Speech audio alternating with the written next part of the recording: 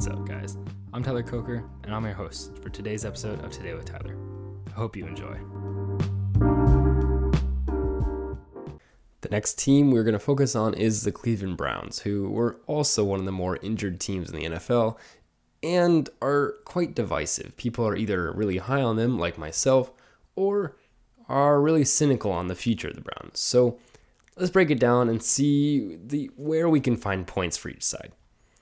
Their key free agents are going to be Jadeveon Clowney, an edge rusher, who is really good at stopping the run especially, Chris Hubbard, an offensive tackle, Malik Jackson, the defensive tackle, Anthony Walker Jr., one of their linebackers, David Njoku, their tight end, Rashard Higgins, one of their wide receivers, Ifeadi Odenigbo, edge rusher, Malik McDowell, defensive tackle, and Dearness Johnson, the really good running back depth.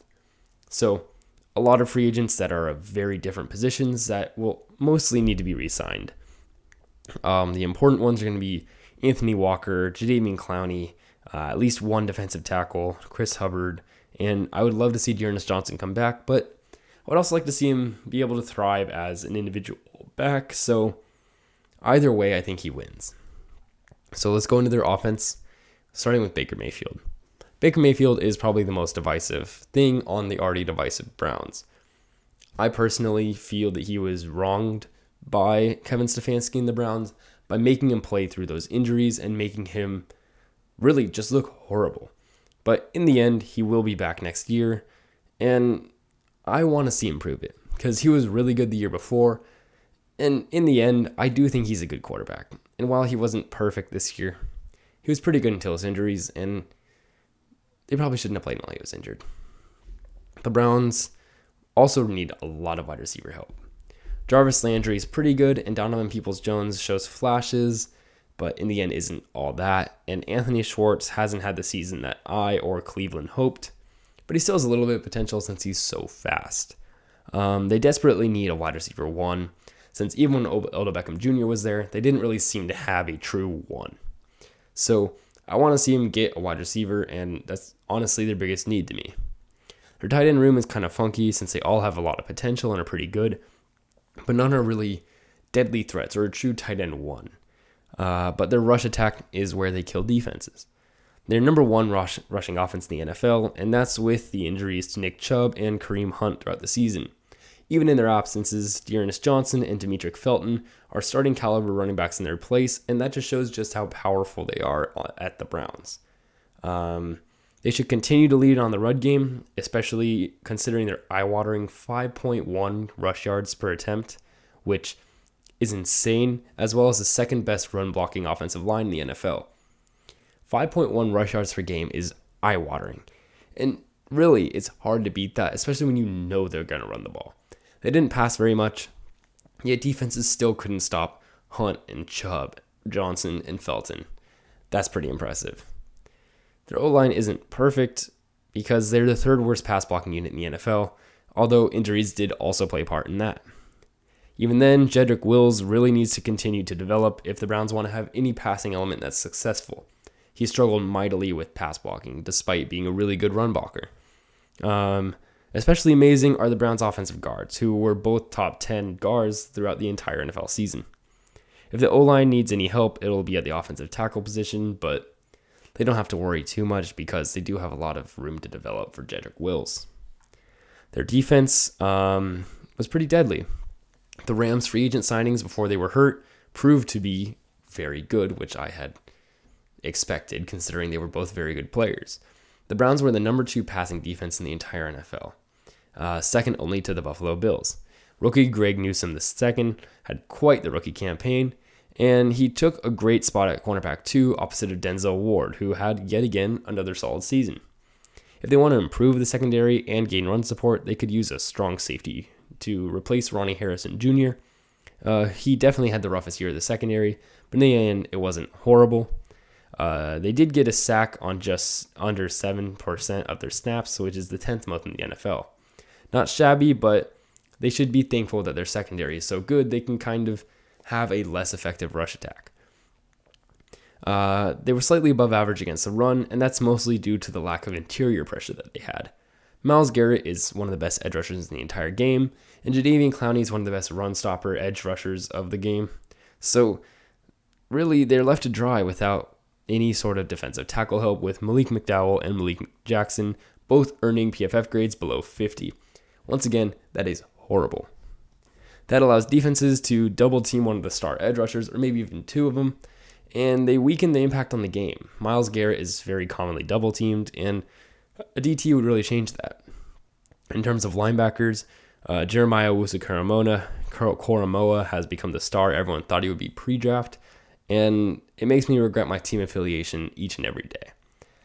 I'm very sad to see him do so well outside of Washington, but I'm glad he's doing well because I do end up liking JOK, and he really proved everybody wrong. Anthony Walker and Sion Takitaki both had good seasons as well, marking a really solid linebacker core with even more upside than they already have.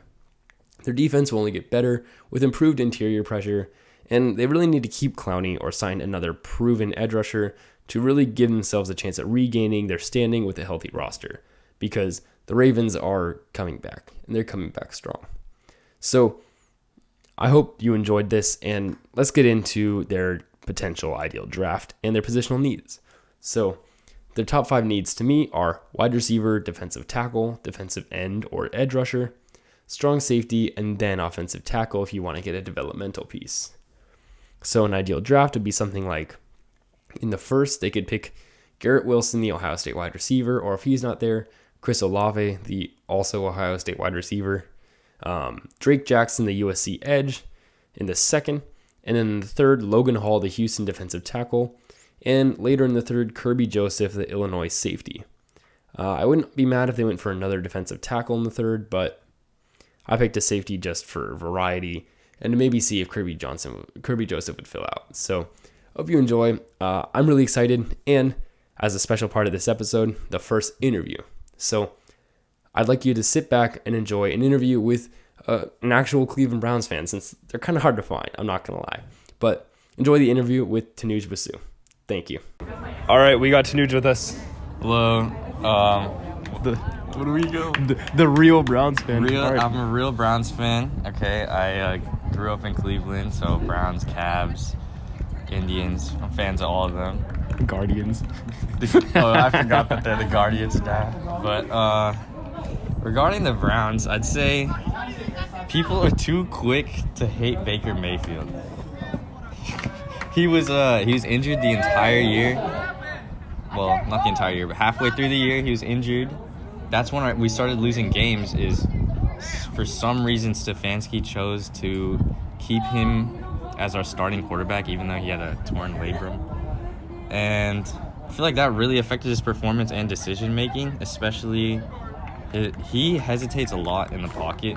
Yeah. Like, if you look at his previous, if you look at 2020, he was much better at deciding who to throw to and when to throw. Now, he always hesitates. He doesn't go to his first read, ever. And if he does, he overthrows, he panics, he underthrows a lot. I mean, there's a reason why OBJ left. I mean, if you look at the tape that OBJ's dad put out, I mean, there's reasons that OBJ had to leave, and they make sense. But I don't think Baker Mayfield's a bad quarterback. He totally turned around our franchise anyways, especially going from a, 3-13 year to 6-10, which is okay. And then to a 11-5 season, which as a Browns fan for my entire life, I never would have expected. 11-5, that's ridiculous. I wasn't even expecting us to be over 500, but this year was definitely a disappointment. I feel like Baker got injured. We need better play calling too. Stefanski was making a lot of bad decisions, not running Nick Chubb enough. And Nick Chubb totally carries our offense. We need way more. And Kareem Hunt got injured, so that's why we suck. Our defense actually stepped the hell up in the second half of the season. Yeah. But our offense couldn't produce anything with a broken Baker Mayfield and Case Keenum, the unfortunately highest paid backup in the league. Well done. So this is a total Browns moment, but I have hope. I really do have hope. I hope Baker comes back and proves the haters wrong. Yeah. I mean, you guys have a pretty good future. It's just you guys got really hurt this year. Yeah, and if we get like in terms of the draft this year, if we get Garrett Wilson, maybe Jameson Williams, one of the two, or Olave at any of those receivers, any good receiver would really, or not a good receiver, a good wide receiver one would really elevate our offense. Give someone that Baker can throw to, because Donovan Peoples-Jones is not shaped up to what I thought he would be. He's much better as a 2 or 3 option. And losing OBJ was a huge loss. We should have freaking traded him. I don't know why. Yeah, I don't know why you just released him. But, if we get Garrett Wilson, our offense will definitely be elevated. If Baker can get back to his form in 2020, that'd be really great. I think we should draft a late-round quarterback or trade for a better backup just to, like, light the fire under Baker. Yeah. Kind of like how they did for Aaron Rodgers with Jordan Love, because that kind of, like, fueled Aaron Rodgers to playing like an MVP, which he did. Yeah. So I think we kind of need to do that as well, so that Baker doesn't get comfortable. Not that he is comfortable with every Browns fan hating his soul. But yeah, we definitely need to upgrade at quarterback. If Baker returns to his old form, that's perfect, because I feel like he's the face of our franchise right now. Mm-hmm. Our defense is great. We need to re-sign Jadeveon Clowney. I was going to say, do you think Clowney are re-sign? Yeah, we definitely need to. Maybe not as much money, because he's not Myles Garrett. Yeah. But he is still like a really important piece to that defense. And our corners are insane. We need better backups on our O-line, though. Yeah. Because once our O-line, our like starters go out, our starters are the best O-line in the league. But then once they go out, which happened this year, we go to it's rough. The worst, not the worst, but pretty bad, where even Case Keenum is forced to run, which is not a beautiful sight. No. Baker running was also not a beautiful sight, but it was slightly better. Yeah, at least he's tough. Yeah, I mean, he did play through a torn labrum. Yeah. Which made people hate him, but seriously, at least we have playoff hopes and for the future. Yeah. We definitely need to keep Case Keenum as a backup, but much less payments. Much less payments. Restructure that contract. Man. Yeah. That's pretty much it that I can think of. So defense is pretty good.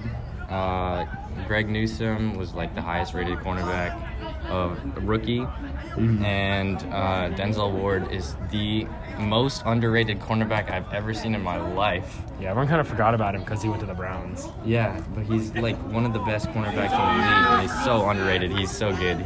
We need him. Yeah. I'm pretty sure we restructured a contract, or we signed him for something. Hopefully you extended. I hope we did. We better have, because I need him, and I love him. He's my favorite player because he's also Ohio State. And I would love another Ohio State receiver, because that just fuels my ego. When we picked Donovan Peoples-Jones, I was like, well, fuck. Can I say that on this podcast? Yeah, okay. well, crap. I don't really want a Michigan receiver, but then he was good. Yeah. But this year, when we needed him as a wide receiver one, he just did not show up. Yeah, I was high on him at the end of last season, my first NFL breakdown. But this year, it's Yeah, and we definitely need a first receiver. Jarvis Landry, we should keep him just for that veteran receiver. But definitely, we can't. Either we keep him at a low contract, or he goes to another team for the money that he deserves. Because we really can't afford too much for Jarvis, because he's a great player, but he's kind of old. Yeah. Compared to the new young receivers. This is the fastest draft class of the entire since 2003 or something stupid like that. That's crazy. So yeah, keeping a veteran receiver like him would be really great for the incoming receivers, the young ones. Yeah. But if we have to let him go, we have to let him go. He's been great for our franchise. And tight ends, we franchise tagged Njoku, which I'm fine with. I like that move, actually. Njoku is really good. We just need Stefanski to actually hit him more. Seriously. And our other tight ends are good, too. Hooper and Bryant's, they're good. We just need better play calling, to be honest. Because even with Case Keenum, we could win games if our play calling was good, because Nick Chubb is that good at the game. And if our O-line is healthy. Well, that can be it. All right. I think that's it. Thanks for joining us. No problem.